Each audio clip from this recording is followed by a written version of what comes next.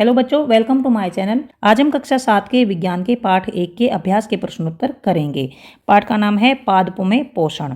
इसमें है ये अभ्यास के प्रश्नोत्तर और प्रश्न 1 है, जीवों में खाद्य की आवश्यकता क्यों होती है। उत्तर है, यहाँ पर ये खाली जगह रह गई है, इसको खाली नहीं छोड़ना है। उत्तर के बाद यहाँ से शुरू करना है। जीवों को खाद्य की आवश्यकता अपने शरीर की वृद्धि के लिए, रखरखाव के लिए और आवश्यक ऊर्जा की प्राप्ति के लिए होती है। मतलब जीव जो खाना खाते हैं वो अपने शरीर की वृद्धि के लिए खाते हैं और शरीर में जो टूट फूट होती है, कहीं चोट लग जाती है या कोई बीमार हो जाता है तो शरीर के रखरखाव के लिए खाना खाते हैं और आवश्यक ऊर्जा प्राप्त करने के लिए खाना खाया जाता है। उसके बाद है परजीवी एवं मृतजीवी में अंतर स्पष्ट कीजिए। तो हमने पढ़ा था जो परजीवी होते हैं और मृतजीवी होते हैं उनमें काफ़ी अंतर होता है। तो यहाँ पर उत्तर है परजीवी और मृतजीवी में अंतर। ये हमने टेबल बना ली है, यहाँ पर परजीवी, यहाँ पर मृतजीवी लिख दिया है। पहला अंतर है, जो परजीवी होते हैं ये जीव दूसरे सजीवों पर खाद्य सामग्री के लिए निर्भर होते हैं। मतलब दूसरे जीवों से ये खाद्य सामग्री लेते हैं, अपना खाना प्राप्त करते हैं। और जो मृतजीवी होते हैं ये जीव मृत पदार्थों से अपनी खाद्य सामग्री प्राप्त करते हैं। ये तो दूसरे जीवों से खाद्य सामग्री प्राप्त करते हैं और जो मृतजीवी होते हैं वो मरे हुए पदार्थों से अपने लिए खाद्य सामग्री प्राप्त करते हैं। दूसरा अंतर है, ये जो परजीवी होते हैं ये पोषण के लिए कुछ विशेष अंग विकसित करते हैं, जबकि जो मृतजीवी होते हैं ये कुछ एंजाइमों का रिसाव करते हैं। इनमें से कुछ एंजाइम निकलते हैं जो भोजन को विलयन में परिवर्तित कर देते हैं। जैसे कि मान लीजिए किसी रोटी पर फफूंदी लग जाती है तो फफूंदी ऐसे एंजाइमों का रिसाव करती है, उससे जो रोटी होती है वो घुल जाती है, मतलब उसका एक घोल बन जाता है और फिर फफूंदी उसको खाती रहती है। तो इस तरह से ये जो मृतजीवी होते हैं उनमें से एंजाइमों का रिसाव होता है और भोजन को ये विलयन में परिवर्तित कर देती हैं। और जो परजीवी होते हैं इनमें कुछ विशेष अंग विकसित होते हैं जिससे ये दूसरे जीवों से खाद्य सामग्री प्राप्त करते रहते हैं। और परजीवी के उदाहरण हैं अमरबेल, फीताकृमि, गोलकृमि। और मृतजीवी के उदाहरण हैं कवक और जीवाणु। इसके बाद प्रश्न नंबर 3, आप पत्ती में मंड की उपस्थिति का परीक्षण कैसे करोगे कि पत्ती में मंड है। उत्तर है, पत्ती में उपस्थित मंड का परीक्षण, कुछ पत्तियां लें, उन्हें कुछ मिनटों के लिए पानी में उबालें ताकि उनमें उपस्थित हरा वर्णक निकल जाए। पत्तियों में जो हरा वर्णक होता है वो क्लोरोफिल होता है और पत्तियों को कुछ मिनटों तक पानी में उबालना है जिससे कि क्लोरोफिल उनमें से निकल जाए। अब पत्तियों पर 2-3 बूंदे आयोडीन की डालें। आयोडीन विलेन जो होता है वो ऑरेंज कलर का होता है। पत्तियों के ऊपर 2-3 बूंदे आयोडीन की डालनी है। पत्तियों का नीला काला रंग, और फिर जब इन पर आयोडीन डालेंगे तो पत्तियों का रंग जो है वो नीला काला हो जाएगा, डार्क नीला हो जाएगा या फिर काला हो जाएगा और इनमें मंड की उपस्थिति को दर्शाता है। तो इससे ये सिद्ध होता है कि पत्तियों में मंड है, क्योंकि मंड के साथ अगर आयोडीन डाला जाता है तो उसका कलर काला हो जाता है। तो पत्तियों का रंग काला या नीला हो जाता है, तो इसका मतलब है कि पत्तियों में मंड उपस्थित होता है।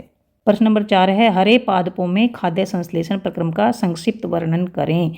हम जानते हैं कि जो पौधे होते हैं वे अपना भोजन खुद बनाते हैं, यानी प्रकाश संश्लेषण करते हैं, क्योंकि वो प्रकाश की उपस्थिति में अपना भोजन संश्लेषित करते हैं। इसलिए पौधों के जो खाना बनाने की प्रक्रिया है उसको प्रकाश संश्लेषण प्रक्रिया बोला जाता है। तो हरे पौधों में जो खाद्य संश्लेषण प्रक्रम होता है उसका वर्णन करें। उत्तर है, हरे पादपों में खाद्य संश्लेषण का प्रक्रम डैश, यह वह प्रक्रम है जिसके द्वारा हरी पत्तियां कार्बन डाइऑक्साइड और पानी की मदद से सूर्य के प्रकाश में खाद्य पदार्थ तैयार करती हैं। मतलब जो पत्तियां होती हैं वो वायु से तो कार्बन डाइऑक्साइड लेती हैं और इनकी जो जड़ें होती हैं वो जमीन से जल और खनिज लेती हैं, और पत्तियों में जो क्लोरोफिल होता है वो सूर्य के प्रकाश को एब्जॉर्ब कर लेता है और इससे फिर खाना बनाया जाता है, मतलब पौधे का भोजन बनाया जाता है। इस प्रक्रम द्वारा पादप सौर ऊर्जा को रासायनिक ऊर्जा में परिवर्तित कर देते हैं और फिर इनसे एक तो ऑक्सीजन प्राप्त होती है और एक ऊर्जा प्राप्त होती है। ये चित्र हमें बना देना है। प्रश्न नंबर 5 है, किसी प्रवाह चित्र की सहायता से दर्शाइए कि पादप भोजन के मूलभूत स्रोत हैं। एक प्रवाह चित्र बनाना है और उससे हमें ये दर्शाना है कि जो पौधे होते हैं वही भोजन के मूल स्रोत होते हैं। मतलब अगर पौधे नहीं होंगे तो किसी भी जीव को भोजन प्राप्त नहीं होगा। तो इस तरह से ये उत्तर है, शाकाहारी पादपों पर और मांसाहारी शाकाहारी जीवों पर निर्भर होते हैं। मतलब जो शाकाहारी होते हैं वो तो पौधों पर निर्भर होते हैं और मांसाहारी जो होते हैं वे शाकाहारी जीवों पर निर्भर होते हैं।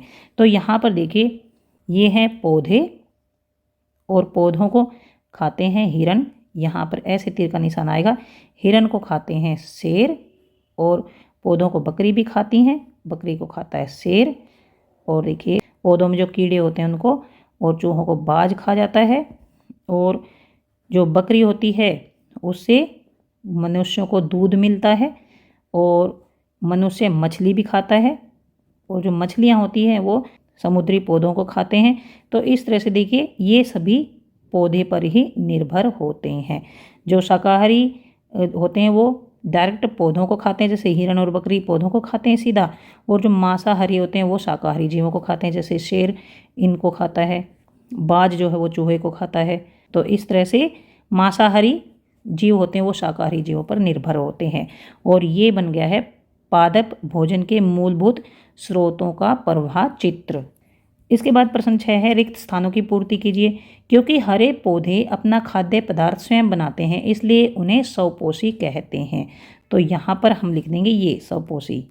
इसके बाद पादपों द्वारा संश्लेषित खाद्य का भंडारण के रूप में किया जाता है। तो ये मंड के रूप में किया जाता है। जो पौधे खाना बनाते हैं उनका भंडारण मंड के रूप में पत्तियों में हो जाता है। प्रकाश संश्लेषण के प्रक्रम में जिस वर्णक द्वारा सौर ऊर्जा संग्रहित की जाती है उसे, मतलब प्रकाश संश्लेषण प्रक्रम में एक वर्णक हेल्प करता है तो उसे क्लोरोफिल कहते हैं। इसके बाद प्रकाश संश्लेषण में पादप वायुमंडल से डैश लेते हैं, वायुमंडल से कार्बन डाइऑक्साइड लेते हैं तथा का उत्पादन करते हैं, ऑक्सीजन का उत्पादन करते हैं। तो यहाँ पर आ जाएगा कार्बन डाइऑक्साइड ये, और यहाँ पर आ जाएगा ऑक्सीजन।